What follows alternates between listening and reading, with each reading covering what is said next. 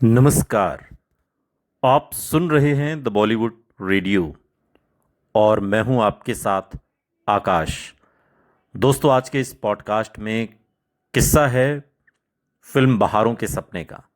राजेश खन्ना और आशा पारेख की फिल्म। हालांकि फिल्म बहुत बड़ी हिट नहीं हुई थी। आराधना से पहले की फिल्म है, तो आप समझ सकते हैं कि राजेश खन्ना की मुफलिसी के दौर थे इंडियन सिनेमा में। और आराधना के बाद तो खैर किस्मत ने जो बाजी पलटी वो हम सब जानते हैं। लेकिन बहारों के सपने फिल्म को अगर समझना है, इसके बनने की कहानी अगर आपको समझनी है, तो फिर आपको साल 1967 के उस दौर में लौटना जरूरी है।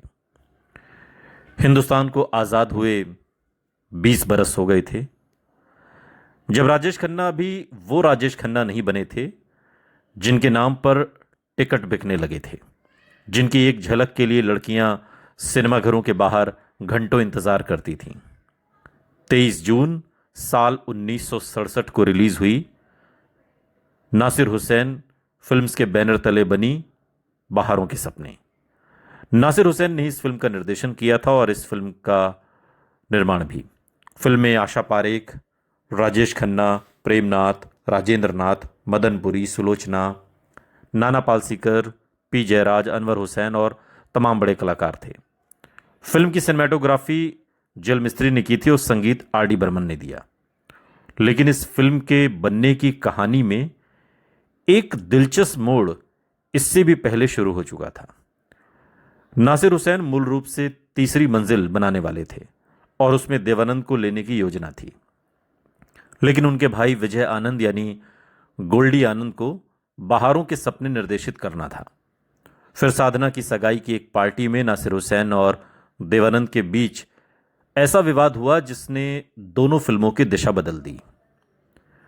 और आमिर खान बाद के सालों में इस घटना को याद करते हुए एक इंटरव्यू में बताते हैं कि नासिर हुसैन ने कथित तौर पर देवानंद को यह कहते सुन लिया था कि नासिर उनके साथ रंगीन फिल्म बना रहे हैं, जबकि गोल्डी को ब्लैक एंड वाइट फिल्म दे दी गई और गोल्डी किसी नए लड़के राजेश खन्ना के साथ फिल्म बना रहे थे।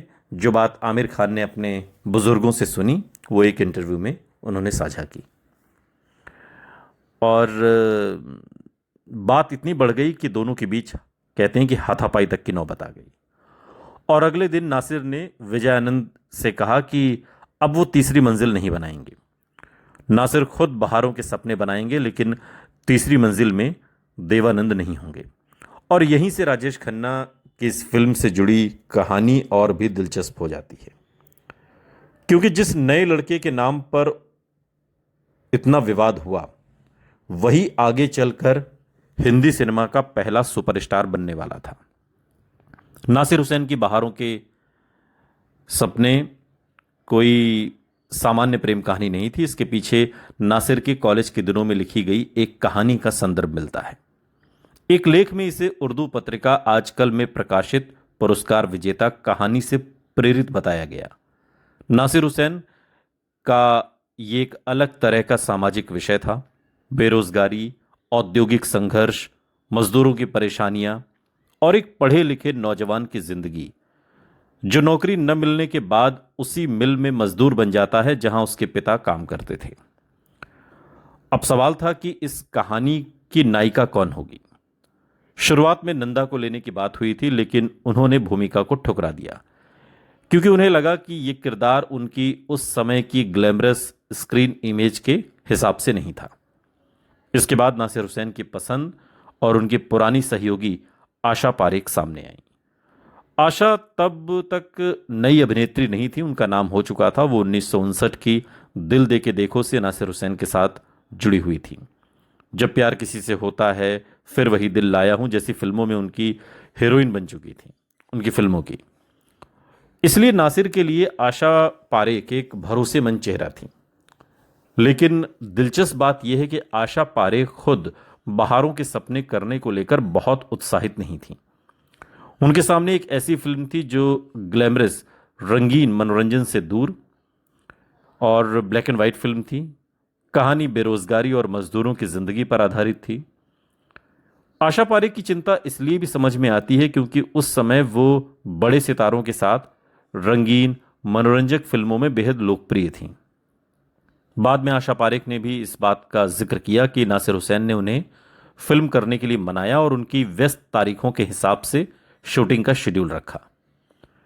और अब आते हैं राजेश खन्ना के चयन पर। राजेश खन्ना कैसे इस फिल्म से जुड़े? उस समय राजेश खन्ना कोई स्थापित रोमांटिक हीरो नहीं थे। हालांकि उनकी फिल्म आखिरी खत, राज ये आ चुकी थी, लेकिन वो एक उभरते हुए कलाकार थे जिन्हें फिल्मों में जगह बनाने के लिए संघर्ष करना पड़ रहा था।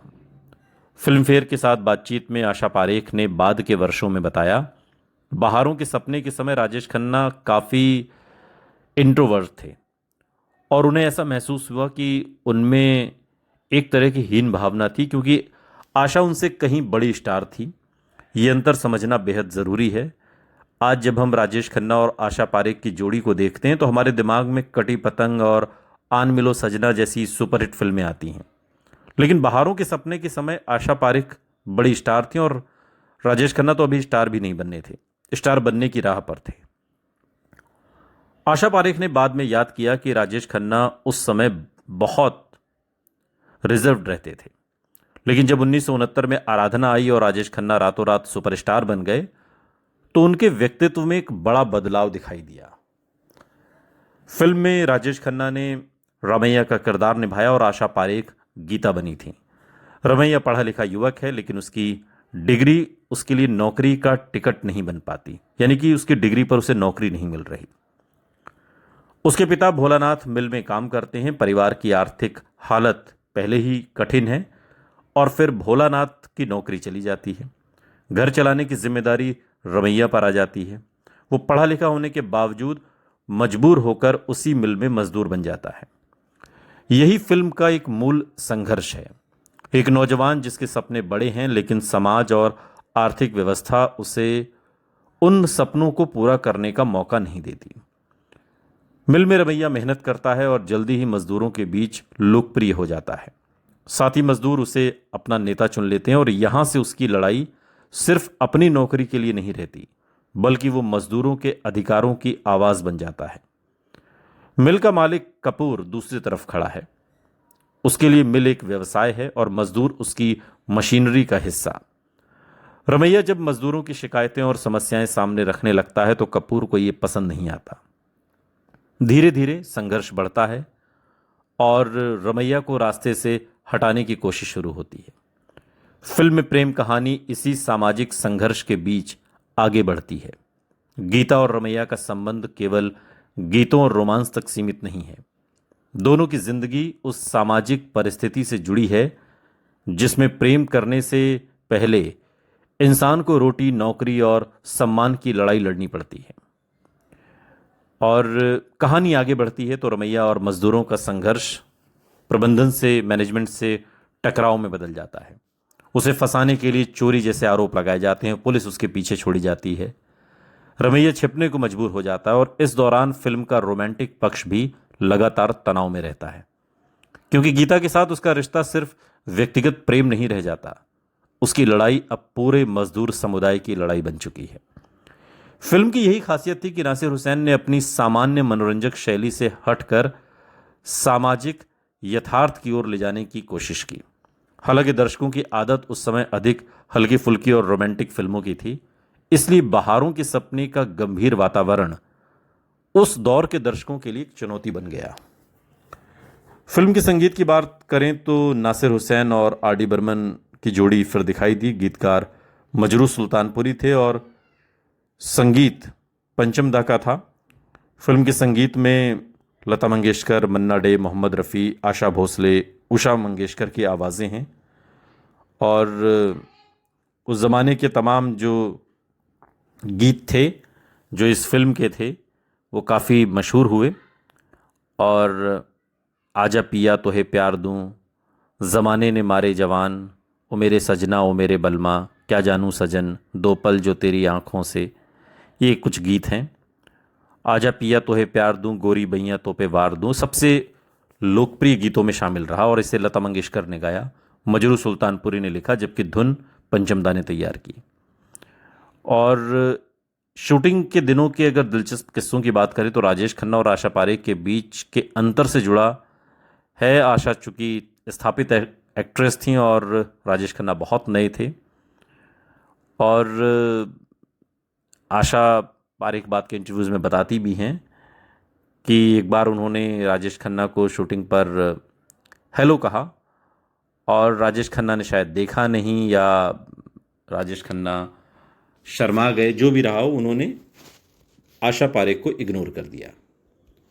और ये बात आशा पारेख को बहुत बुरी लगी। उन्होंने इस फिल्म के डायरेक्टर नासिर साहब से कहा कि भाई ये तो कोई तरीका इनका अच्छा नहीं है, मुझे इन्होंने देखकर इग्नोर कर दिया, मैं तो ऐसे काम नहीं कर सकती।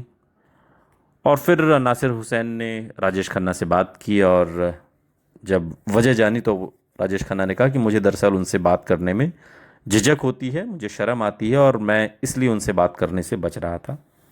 हालांकि बात के दिनों में हम जानते हैं आशा पारेख और राजेश खन्ना ने बाद में कई फिल्में की साथ में, और दोनों की जो केमिस्ट्री थी वो भी काफ़ी गज़ब रही। लेकिन शुरुआत में चीज़ें अलग होती हैं, बाद के दिनों में चीज़ें अलग होती हैं, या यूं कहिए कि एक तरीके से अगर हम कहें तो शुरुआत जैसी होती है। चूँकि शुरुआत में वो नए थे, बाद में वो सुपरस्टार बन गए। सुपरस्टारडम अलग चीज़ है, और ये राजेश खन्ना के बॉडी लैंग्वेज में दिखने लगा था। सुनते रहिए द बॉलीवुड रेडियो, सुनता है सारा इंडिया।